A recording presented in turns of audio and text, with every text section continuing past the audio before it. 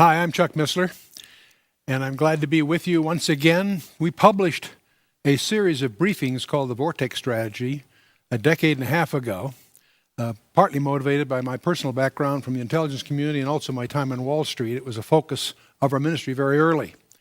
And in view of the uncertain times that we seem to be heading into, we felt it would be appropriate to review some of these ideas again, which we call the Vortex Strategy. And this first session will focus primarily on the predicament that you and I appear to be facing. And there's great uncertainty on Wall Street. Are we going for hyperinflation, deflation? There's instability in our political world. There's instability in our financial world. And all of this puts pressures on us as individuals and heads of family as to what to do about it. So we're going to focus into this. Now, most of you may realize that one of the distinctives of our ministry has been not only expositional Bible studies, holding a very high view of inspiration, but also our focus on strategic trends. We draw our motivation from 1 Chronicles 12:32. We want to be like the sons of Issachar, which were men who had understanding of the times and knew what their country had to do. And it's on that basis we focus on this, and we have for more than a decade or two focused on strategic trends, the primary major trends that constitute the main subjects of intelligence gathering by virtually every major intelligence agency on the planet Earth. But they hold our attention because they each have biblical relevance. Weapons technology, biotech and global pestilence, the struggle for Jerusalem. Strangely, that's a category of intelligence gathering by every major intelligence agency on the planet Earth. And of course, the rise of Islam, the imminent Magog invasion, the rise of Asia, the rise of a European superstate, global governance, ecumenical religion, and of course the specific challenges for America. These trends are the subject of an annual review, and we've recently published these reviews, and what you're going to see in this session is just a few of the highlights from some of these, particularly the ones that will impact our personal stewardship, which of course we'll deal with in the second session, specifically what we should do about these things. So let's start, though, with a focus on our situation right here in America this year. First question I'd like to ask is, where is the most dangerous place for an American to be? And the answer, of course, is in the mother's womb. There's 1 chance in 4 of being murdered. We need to understand the context that we find ourselves in as a country for a lot of different reasons. We have before us a legacy of despair. 48 million abortions since Roe versus Wade in 1973. We have a Social Security system that's going broke primarily because of the lack of input of young talent. If we hadn't murdered those 48 million Americans, they would have gone to school, they'd be starting families, they'd be filling the hole in our workforce that would have allowed Social Security to be continued. Over 1.6 million abortions per year, over 4,000 per day, and on it goes. Whenever you can think of this, I want you to remember the ministry of John the Baptist, who started his ministry when he was 9 inches long, weighed 1.5 pounds, and he was the mother's womb. He was spirit-filled and jumped for joy. Our stock indexes are at unprecedented highs. As we check today, it's higher than ever, so it must be a wonderful time. The people are buying their 3rd and 4th cars. Almost every home has a computer. It's hard to find anyone without a phone growing out of his ear. Fuel costs less than the water we drink. So in the minds of many, it's the best of times, but not so to those that are spiritually sensitive.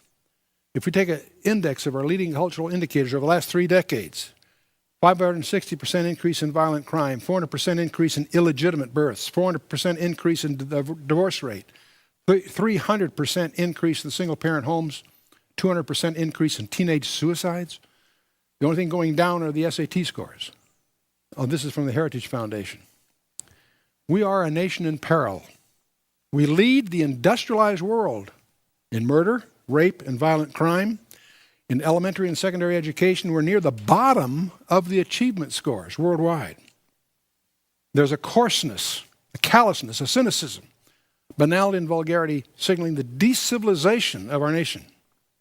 Every day in America, there are almost 3,000 teenage pregnancies per day, over 1,000 teen abortions per day.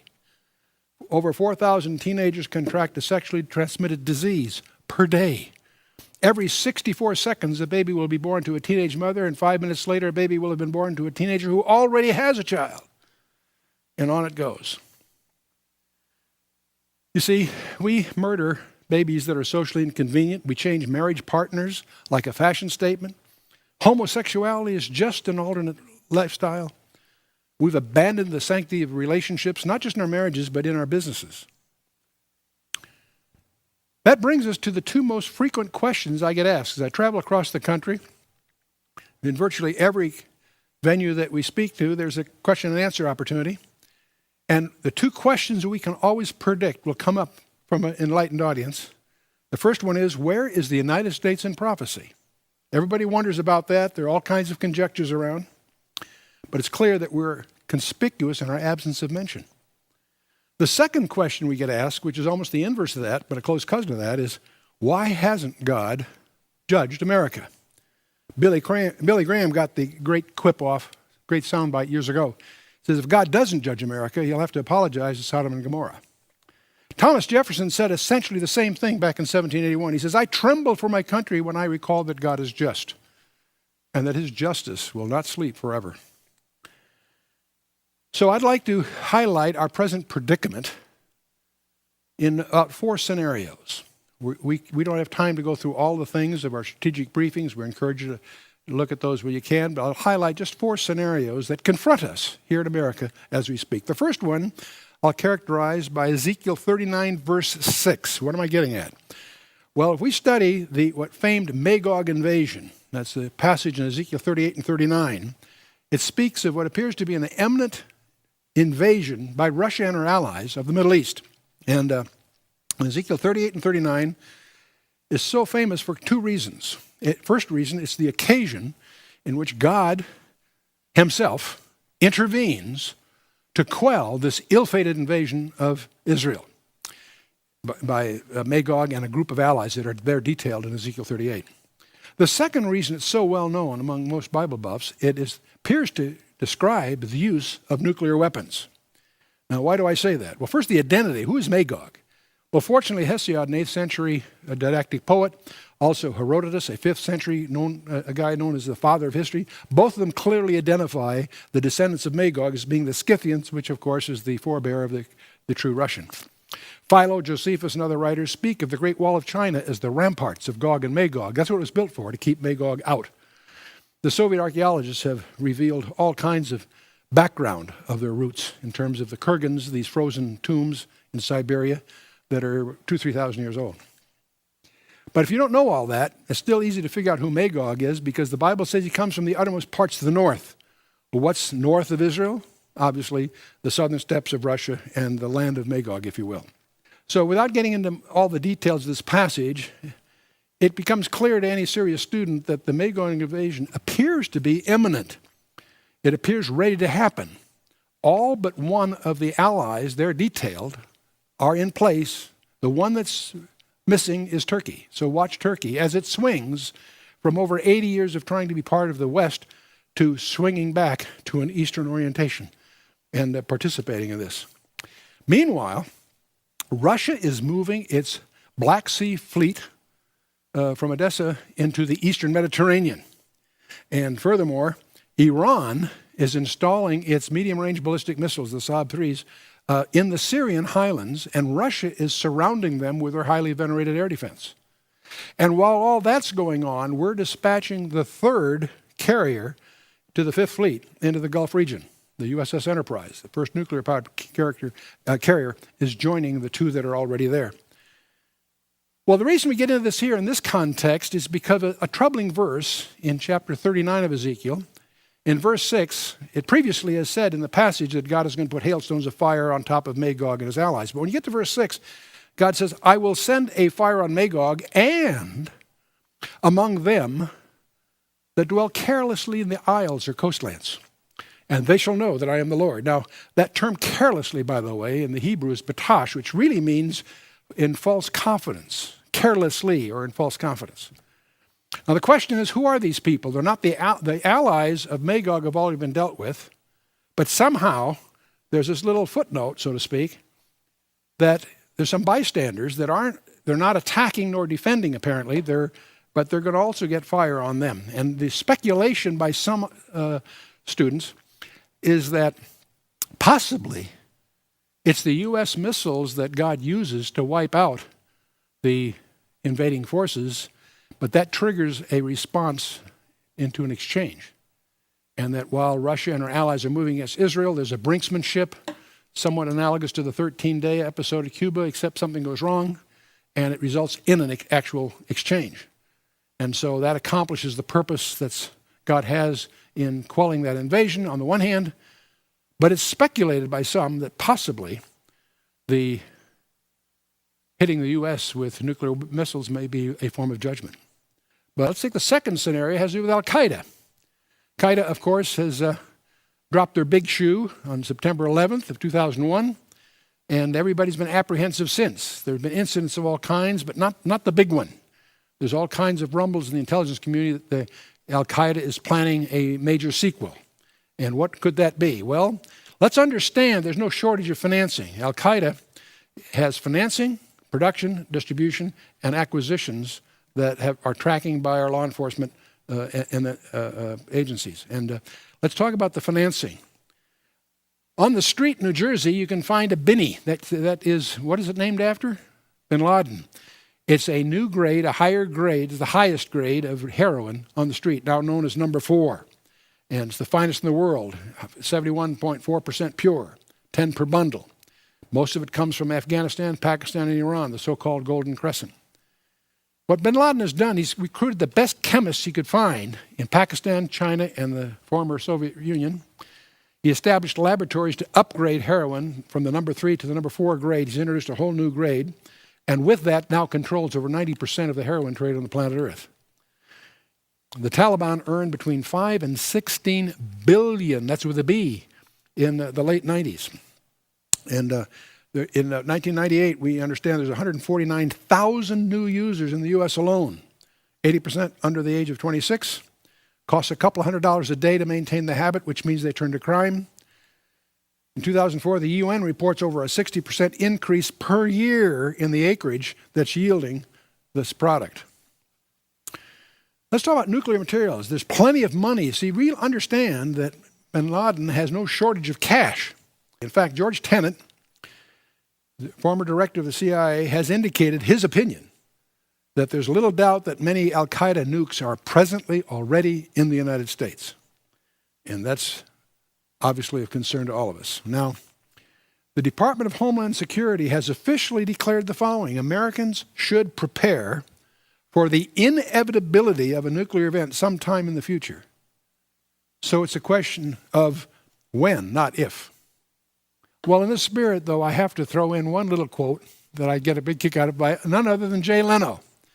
He had, on one of his shows, he had a great line. He says, with hurricanes, tornadoes, fires out of control, mudslides, flooding, severe thunderstorms tearing up the country from one end to another, and with a threat of the bird flu and terrorist attacks, are we sure this is a good time to take God out of the Pledge of Allegiance? Well said. Well, let's move on. The third scenario is the one that concerns me personally the most. And I have reason to suspect, for reasons I can't disclose, that it's probably the number one priority of the Homeland Security people. And what am I talking about? Well, let's talk a little bit about Iran. Let's realize that Iran's medium-range ballistic missiles already can reach Europe and certainly shower the Middle East. This is the picture of the reactor at Bushehr that's in the news so much, Iran's nuclear program. But this is just a cover operation. This is a picture of the Majlis in October of more than a year ago, 2 years ago. The Majlis is their parliament. There are 290 members. In this picture, 247 of the 290 are voting for the nuclear program. But what's interesting is the way they voted. They stood, raised their fist, and said, "Death to the United States, death to Israel." I think the order is interesting. And the president of Iran has made it very clear what his strategy is. He is in a rush. He feels God called to create the disturbance that will usher in the last imam and all of their eschatological expectations. Well, in this sense, there is a technology that I think is important for every one of us that take our families seriously to understand. It's called electromagnetic pulse. EMP is the abbreviation. It's a two-word, electromagnetic is one word, but you can't explain engineers. It's a three-letter abbreviation, EMP. Back in 1962 in the Pacific atomic tests, there was a series called Starfish. They launched one 400 kilometers over Johnston Island, 1.4 megaton warhead.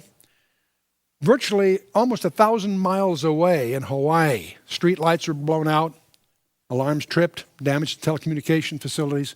That's where they began to discover that one of the side effects of a very high altitude nuclear blast is an extremely intense magnetic pulse, a damaging pulse.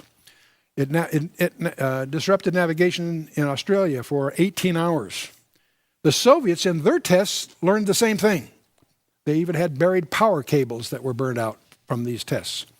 That's what led to the United States and the Soviet Union to enter into a treaty of no more high-altitude bursts, because they realized that it creates unforeseen damage. Still, that's when they went to all the underground testing, that sort of thing.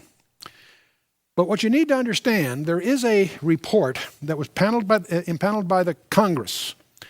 They created a commission specifically to assess the threat to the United States from an electromagnetic pulse attack. This commission published its report in July of 2004, and it's available today on the internet. You can read it. If you launch a nuclear weapon at 100 miles or more above the center of the United States, that magnetic pulse that it creates is line of sight in all directions, and it would reach virtually coast to coast, frying the circuits connected to any long wire. Not just disabling for a while, destroying them. And so the vulnerability, we've always known that Israel is a one-bomb country. One nuke over Tel Aviv and that story is over, it would seem. The shock of this commission was to realize that the United States is a one-bomb country. Not in terms of direct damage, but in terms of plunging it back to the 19th century. Just one bomb delivered at a high altitude could plunge the United States back into the 19th century. It would destroy telecommunications, not just for a few hours, permanently. It would thus destroy power, and not just for a few hours. Imagine the major cities without power. How do you send an ambulance downtown if there's gridlock because the signals aren't working? At Katrina, we discovered you can't pump gas out of a gas station if there's no power to pump it. Visualize our major cities with no water, no food, no sanitation, and by the way, no law enforcement. The other insight of the commission was that once something like this happens, there's no way to install a recovery plan. Whatever recovery plan you may conjure up has to be installed before it happens, because the very effect of it would eliminate your ability to do that. Well, by the way, let me give you a small modification of this. You don't have to get that nuke over the center of the United States. Visualize an unmarked container ship that is approaching the U.S. coast, and it doesn't have to get closer than a few hundred miles before, from that container ship, you launch a Sahab 3, a standard off-the-shelf Sahab 3, that could easily get to Cincinnati or Indianapolis. You don't care about accuracy, you care about altitude. And once you launch it, you don't cover the whole United States. But if you look at the United States, this map at night, you'll get the idea. You would cover about 70% of the population, one bomb. That population would be plunged back to 19th century technologies. And it would take the United States out of the game as a major player, because you're destroying the electronics in Washington, D.C., in New York, Boston, you make the list. What's the current status? According to insider briefings that we've been privy to, it appears in the minds of many that Iran will have a nuclear capability in a matter of months, not years. And the sooner they have that, Ahmadinejad has made it clear what he's going to do with it. Iran is currently practicing a strange maneuver. They're launching Sahab 3 medium-range ballistic missiles from container ships in the Caspian Sea and detonating them at altitude. And Jane's intelligence services surmises that what they're doing is practicing EMP attacks. They're practicing as we speak. Well, let's shift gears here. We've talked about Magog, Al-Qaeda, EMPs. Let's talk about something even closer to home, the impending monetary crisis here in America. The U.S. dollar, 2/3 of world trade is conducted at the moment in dollars. Over 70% of the central bank's currency reserves throughout the world are held in U.S. dollars. It's the sole currency used by the International Monetary Fund, the IMF, and so on. This has conferred on the United States an economic advantage. It means that we have the ability to run a trade deficit each year because people are willing to lend us dollars. And the reason they do that is because foreign countries need dollars to repay their debts to the IMF, to conduct international trade, and to build up their own currency reserves. That's the status so far. A move away from the dollar towards, say, the euro or any one of the other currencies could have a disastrous effect on the U.S. economy, as the U.S. would no longer be able to spend beyond its means. Worse still, the U.S. would then be forced to become a net currency importer, as foreigners would seek to spend their dollars in the U.S., and that's a large portion of the $3 trillion that they currently carry. Furthermore, the U.S. would be forced to have a trade surplus. That would be if we had one, it'd be the first time in over 100 years, providing more goods and services than we get in return. So a rapid and wholesale move, say to the euro or one of the other currencies, could lead to a dollar crash as everyone tried to get rid of some or all of their U.S. dollars at the same time. Now, fortunately, that's not the outcome that either Europe, Russia, or China are seeking, because they all have so many dollar assets, they would hope that the crash would be a soft landing. Except my experience with traders on the street, once they see a need, there's a race for the exits. So we'll see. This soft landing would not be in anyone's interest, except perhaps Islam's. So we should keep an eye on that one. How does it all come about? Well, the oil exporters, up till about 1950, we were a major oil exporter. That all changed as we started to consume more than we produced. And sales of oil and natural gas up till then had been exclusively denominated in dollars. And because we accounted for more than half of the annual oil production. But the tendency to price in dollars was additionally reinforced by a conference in 1944 called Bretton Woods, which established the dollar for the IMF and the World Bank and so on. In 1944, 44 countries created the International Monetary Fund. They also established what we call the gold exchange standard, that banks could exchange their dollars for gold. And on that basis, they all agreed to lock their currencies to the U.S. dollar. That all sounded pretty good until about 1971. When Nixon realized that there was 5 times as many claims on dollars and gold as there was gold in Fort Knox. So he did the only thing he could do, he shut the gold window. He simply abrogated that commitment. And so in August 1971, at this point, all the bankers in the world were stuck. What are they going to do, go to war with the United States? No. They had to swallow hard, but now their dollars were only as good, but they were backed by only the reputation of the U.S. government, nothing tangible. So there's a quiet game going on, because while the denomination of oil sales is not a subject that is normal conversation in most family circles, it is well understood by governments and large corporations. In 1971, when Nixon took the U.S. off the gold standard, OPEC considered shifting its contracts into euros. But what we did is we did a deal with Saudi Arabia in the hopes that if we could lock them up, that everybody else would follow. We guaranteed Saudi Arabia's defense in exchange for keeping the dollar the form of denomination. And that's exactly what they called in Desert Storm when we had the Kuwait thing took place. It was basically making good that treaty arrangement. So what the Saudis did, of course, OPEC followed. Now the think tanks are warning us. Countries switching to euro reserves from dollar reserves will bring down the value of the U.S. currency. Imports would start to cost Americans a lot more. As countries and businesses convert their dollar assets into euro assets, the U.S. property and stock market bubbles would, without a doubt, burst. And that's just typical of many of the think tanks that are tracking this possibility. Now, what's interesting, China is doing perhaps the most interesting thing. See, the dollar's position is already on decline in many countries. That's the opinion of the Federal Reserve Bank of San Francisco. China is doing something interesting. They are building gigantic storage tanks, and they're starting to put their reserves not into anyone's currency, but into black gold, as some people call it, oil.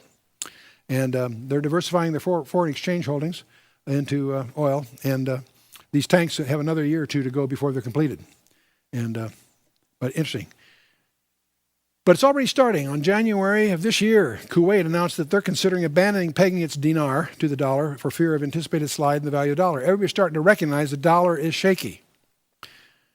The central banks of Italy, Russia, Sweden, and United Arab Emirates have announced similar shifts out of the dollar into other currencies or gold, citing the United States' twin deficits, and I'll come to that in a minute, and as the reason for the fall in the value of the dollar. Bush and the current Congress, get this now, have authorized and borrowed more money from foreign governments, banks and other companies and citizens than all of the previous 42 U.S. administrations combined. Add up all the borrowings before they took up offering in the history of this country, and they borrowed more.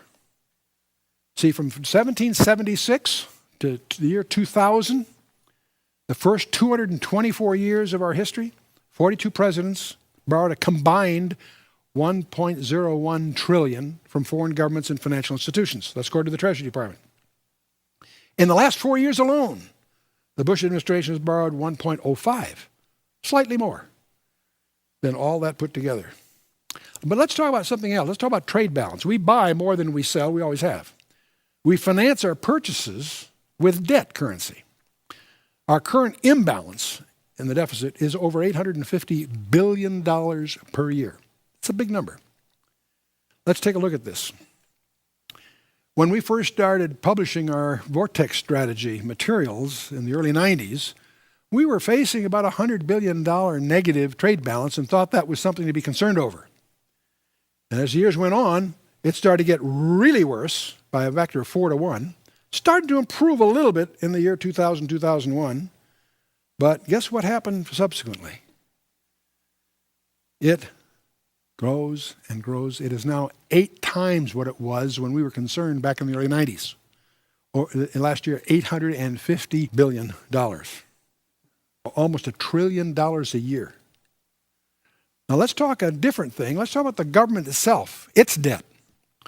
The Bush administration is forecasting that the federal deficit for 2007 budget year will be $244 billion. That's a little better than it was last year if they make it, but they probably won't. So as we look, you see, since the government spends more than it takes in revenue, they finance their operations with debt. So let's take a look at the dilemma of the U.S. Treasury today. The federal deficit is about $250 billion, let's round it off, $250 billion a year. The trade deficit internationally is $850 billion a day. That means we have a deficit requirement. We need to borrow $1.1 trillion per year. That's $3 billion per day. Per day. I'm going to be very interested to see who's willing to pick up those notes as time goes on here. Let's talk about the consumer. Let's just take one thing, mortgage debt. It startled me to realize that the mortgage debt has also been growing to where it approximates the federal debt. Can you imagine? Growing, growing, growing. No savings rate in this country. Everybody thinks their savings is the equity of their homes, not realizing that that's a derived number. Let's talk about foreclosures. They're starting to escalate. Major concern within the boardrooms of America is whether this factor is going to cloud everything else going on. Home foreclosures are mounting. The mortgage companies are knocking on doors, sending letters, making phone calls, trying to help the struggling homeowners. They'd rather modify the loan than foreclose. Critics say the lenders are making loans to borrowers who aren't creditworthy with terms that would be impossible for them to meet. Where the current wave of workouts is merely postponing foreclosures, we'll see. I got the strangest letter from my own bank just a couple of days ago. I have a Visa card with my bank. The letter says, by the way, Chuck, anything that you buy in the next few months will carry zero interest all the way to the end of the year. And I'm looking at this puzzled. If they were soliciting new business, like take our credit card and we'll do this for you, I could understand that as a promotion letter. I get 3 or 4 of those, a day from various credit card companies. This is from my own bank with a card that I already have. Why are they willing to run my interest to zero? See, I close it. I don't allow it to grow. I keep it current for reasons I'll explain in a minute. But I was puzzled. The more I thought about the letter, the more it puzzled me. There's no business reason for them to want to do that because they're not getting anything by my doing that. They're giving away interest that I would normally be charged. Unless something behind the scenes, like the government, is finding a way for the bankers to keep the spending up by everybody. They're doing everything they can to prop up our economy between now and the election. And the banks are the front line of that, apparently. Let's talk about money supply. Money is the quantity of money within the economy to purchase things, services, and so forth. The money supply affects the interest rates inversely. The more money supply increases, the interest rates fall. And when the interest rates equates, then the money demanded with the quantity of supply, the economy is working at what's called money market equilibrium. Understand there's an economy and there's a monetary system. They aren't always in balance. But when they are in balance, then, okay, that's the way it works. Now, to measure money supply, there's a number of components. M0 is all the physical currency that we're familiar with. What's called M1, you add to that the demand accounts, like your checking accounts and so forth. Add all that up in the country, that gives you the M1. You add to that the savings account and certificate CDs and that sort of thing. You finally get to M3, and that's when you take all that plus repurchase agreements. And it's the broadest measure of money supply, and it's the primary yardstick of economists to understand what's going on, okay? The M3, just remember that number.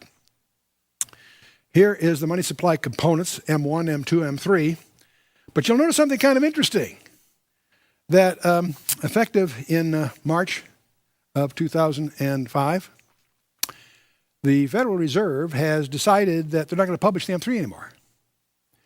Now that they have the silly reasons for claiming they're not doing it. They're just deciding not to make manifest their report card. Imagine if I was the chairman of a major public company and I announced to the shareholders, by the way, guys, you're not going to get an annual report this year. There'd be an uproar. That's expected. That's their accountability. Federal Reserve's decided not to let you know how well they're doing at pumping the well. During the 18 years that Greenspan was the head of the Federal Reserve, our dollar fell in half. 18 years, it grew to 50% of value. With Bernanke in place, it's destined for lots of reasons to fall a lot further. There will be inflation, whether they'll admit it or not. And this is one way of hiding it for as long as they can. There are other indicators. See, it's not publishing the M3.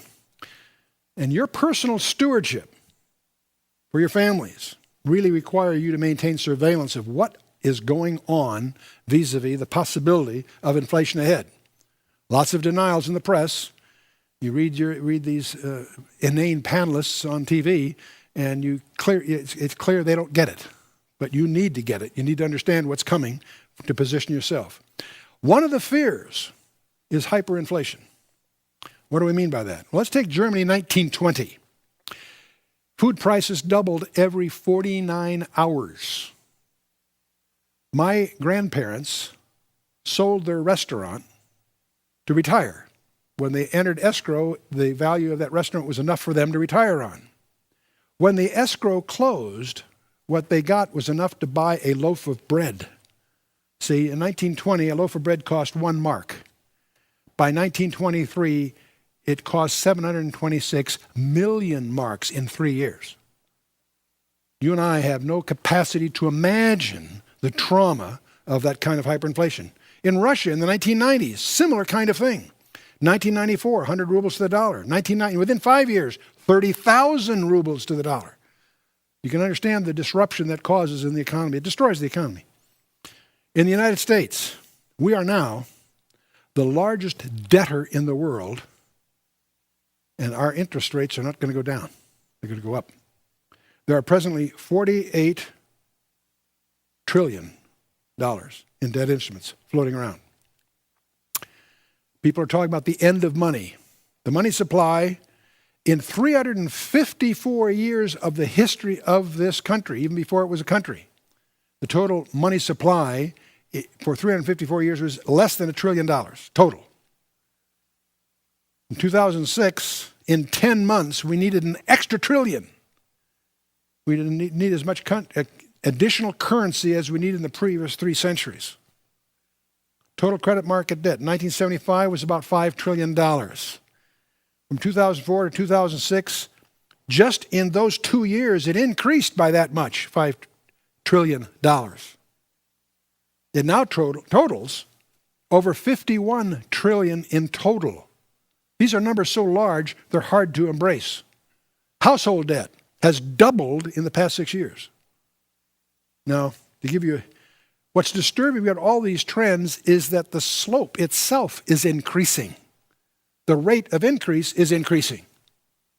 That's called exponentiation. It isn't long before it goes totally unstable. But there's something else that is not being tracked that I want to call to your attention. An unseen leverage. They're called derivatives, is the general term for it. They're hidden behind the scenes. What is a derivative? Well, it's an investment that derives its value from something else, from some underlying instrument. In other words, you have an instrument that its value depends on some other instrument. How? By an option, a warrant, futures. Those are all derivative investments. Also convertibles, things that can convert to a derivative are derivatives. Now, the widespread use of derivatives throughout the world have multiplied the risks in the financial markets. The U.S. derivative market today is 8 times larger than the entire economy. The gross domestic product of the United States, multiply that by 8, and you got an approximation of the derivative market. In 1995, commercial banks alone had $17.5 trillion in derivatives. By 2004, it had escalated from $17.5 to $75.5 trillion, a 235% increase in 10 years. Say, gee, that's 23% a year. No, it's actually worse than that because the percent per year is increasing. It's between 20 and 30% per year growing. Now, what's disturbing about this whole world is 90% of these are traded over the counter with no records. You can only guess, make estimates, because it's an unregulated market. It's over the counter. Not all of them, 90%. 10% are regulated, but 90% are not. The total guess at the market is over $400 trillion, 10 times the total indebtedness of the U.S. government. Now, banks are the most fearful, or I should say fearsome, users of these. In 2004, there's about $39 trillion. That's 4 times the U.S. gross domestic product. There's about $11.5 trillion here in the estimates. In 1 year, it went from 39.6 to 76.5, held by banks. Now, what the controller of the currency of the United States points out to us, that of those banks, that the 76.5 trillion derivatives was backed only by 715 billion in equity. In other words, less than 1% is backed hard. That's all leverage. That is unbelievable leverage to be put down 0.9% of the risk to get the gain. 7 banks hold 96% of the derivative holdings. JP Morgan Chase, Bank of America, Citibank. The 3 of them hold about 3 times the GDP. And when these banks merge, it increases the risks, by the way. That's something that's causing a lot of concern. Let's just take one example. The long-term capital management is a name you probably have not heard unless you follow the financial play. It's a company that employs maybe a couple hundred employees. In 1998, this hedge fund called LTCM had $100 billion in assets, $4 billion in cash. It used that as collateral for $1.2 trillion in derivatives. Well, among those derivatives were some Russian bonds. When they collapsed, they were in trouble. They were in such trouble. Here's the interesting part. The Federal Reserve panicked and had to intervene to avoid what they felt would be a complete meltdown of the whole U.S. financial system. One company, a company you've never heard of, that employs about 200 people, could bring down the whole U.S. financial structure? You got to be kidding. No, that was the assessment of the Federal Reserve. They actually connived to get this thing fixed, off the table, so to speak. And we could go on with lists of companies, Enron, WorldCom, these huge corporate failures. The root problem was the derivatives. Well, let's shift and let's hear it from David Walker. This is not a fringe guy. This is not some guy trying to publish a book or a newsletter on the television talk shows. He's the Comptroller General of the United States. He's publicly expressed his professional opinion that the American public needs to tell Washington it's time to steer the nation off the path to financial ruin. Quote, what they don't talk about is the dirty little secret everyone in Washington knows, or at least should. The vast majority of economists and budget analysts agree the ship of state is on a disastrous course and will founder on the reefs of economic disaster if nothing is done to correct it. That's the official word from the guy that knows most about it, David Walker. His basic message is that the United States government conducts business as usual over the next few decades. A national debt that is already $8.5 trillion could reach $46 trillion or more, adjusted for inflation. A hole that big could paralyze the U.S. economy. According to some projections, just the interest payments on the debt that big would be as much as all the taxes of the government collects today. Just the interest, not all the other costs. Every year that nothing is done, the problem grows by $2 to $3 trillion per year. Let's take a look at the official report published in December 16th of 2006. It says that the federal budget deficit was $4.6 trillion, not the previously reported $248 billion. Only, what's 1,000 difference? The difference is that the typical Treasury Department report of federal deficit is on a cash basis where the tax receipts are applied when received to current liabilities. However, here's the point that's interesting. The financial report of the United States is calculated on a GAAP basis. What's a GAAP basis? That's what's commonly known to your accountants as the generally accepted accounting principles. Any formal report of any kind to shareholders is GAAP. Generally is done a GAAP. If you take the United States reports on a GAAP basis, it gets interesting. That means accruals are made for the current year changes in the net present value of unfunded liabilities in social insurance programs such as Social Security and Medicare. Okay, what does that mean? The report shows that on the GAAP accounted negative net worth of the federal government has increased to $53.1 trillion, while the total federal obligations under GAAP accounting now total $54.6 trillion, taking into account the present value of the future Social Security and Medicare liabilities. Here's the punchline. Put simply, their words. The 2006 financial report of the United States shows that the arguments that the U.S. government is bankrupt have increasing merit. What was that? U.S. government is bankrupt? Technically. That's the U.S. government talking, not some critic on the sidelines. That bother you? This is from the official financial report by the U.S. Treasury, December 15th, 2006. Okay, a summary of these threats. We talked about Magog, Middle East escalation in general, Al-Qaeda sequel, everybody's waiting for it. Homeland Security is sweating that one. We have inside reason to believe the number one priority among Homeland Security isn't Al-Qaeda, it's the EMP attack. The U.S. debt debacle, we've just told you half the story. Let's go on a little bit. There's an international competitive aspect that's going to crush us. What about this talk about a North American Union? And what's this talk about a new currency called the Amero? That's scheduled by the Council for Foreign Relations, presumably by 2010. What's all that about? In 1770, Sir William Pitt said to Britain's House of Lords, there's something behind the throne greater than the king himself. And from that phrase, that introduced in the English language this strange expression, the power behind the throne. Or another vernacular, things are not what they seem. That the politics you see is theater. The real power is behind the scenes. What does it mean? That a self-appointed elite manipulates and guides the direction of governments today, operating beneath the public radar, constantly reinventing themselves and craftily doing end runs around any legislative judicial regulations blocking their self-serving goals. Felix Frankfurter, the U.S. Supreme Court Justice, has gone on record. He says the real rulers in Washington are invisible and exercise power from behind the scenes. You ever wondered why it seems to make no difference which political office which political party's in office? Doesn't even make any difference, does it? President Bush signed a formal agreement that will end the United States as we know it. And he took the step without approval from either the U.S. Congress or the people of the United States. It's an absolute contravention of our law, of our Constitution and every national value, and that has been echoed by many commentators, not the least of which was Lou Dobbs and others. The global elite, through the direct operation of President George Bush and his administration, are creating a North American Union that will combine Canada, Mexico, and the United States into a superstate called the North American Union, roughly patterned after the European Union.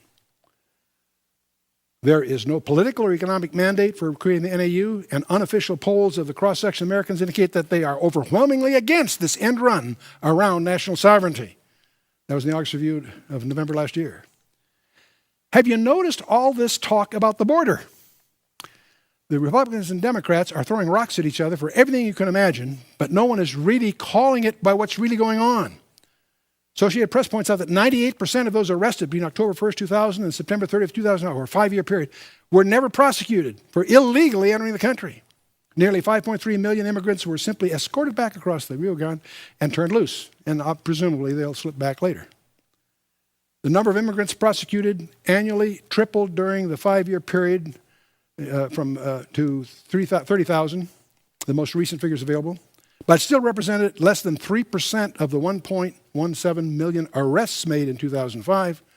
The prosecution rate was just under 1%. What's going on here? According to the American Immigration Lawyers Association, the likelihood of an illegal immigrant being prosecuted is, to me, practically zero. There is no intent of the administration to fix this problem because there's a hidden agenda. Let's get back to this North American Union that is unofficially being promoted behind the scenes with cabinet officers participating in committees to make it happen. They talk about the Amero, a new currency, a common currency to replace the US dollar, the Canadian dollar, and the Mexican peso. When you hear these things, as I first heard this some years ago, I dismissed it as, well, that's conspiracy talk, that's just extremists, utopian planners, what have you. No, it's getting more and more serious. Anyone that analyzes this, and by the way, according to the architect for all of this was a guy by the name of Robert Pastor, who's the director of the Council of Foreign Relations. He's published books on this. They're following his agenda. They're building the superhighway. All that's in our thing. I can't take all the time to get in here now, except point out this. In order to get the Amero in, it will take a major economic crisis. It would require massive U.S. debt, unbridled credit expansion, and a prospect of a major property collapse in order to create the crisis that would allow this kind of thing to be introduced. Then it hits you between the eyes. They're going to prop up our economy through the election, 2008, for sure. That's understandable. But according to the CFR experts, they're planning to introduce this about 2010. So there's a 2-year window that we can expect something interesting to happen. Is it possible that the very crisis required is actually being deliberately designed as we speak? We don't know. The scripture says a prudent man foresees the evil and hideth himself, but the simple pass on and are punished. So the question is, okay, we've talked about a lot of these things. We've just touched scratched the surface. You can get our total collection of 4 DVDs on this to go over all this stuff. But the real question it'll beg is, what do we do? Great, Chuck. What's the so what question? What do we do about this? The so what question. You and I can't change the course of history. I'm not suggesting we go to Washington, and I'm not suggesting we shouldn't. Obviously, we should have our voices heard. But I wouldn't bank my personal family's future on our ability to change the course of history. So what do? We can exercise prudence in our own personal and family preparations for whatever's coming. What does that mean? See, we don't know whether there's going to be deflation or inflation, uncertainty, and that leads to what we call the vortex strategy. So part 2 of this briefing will be our action plan in view of these uncertainties. See you in the next session.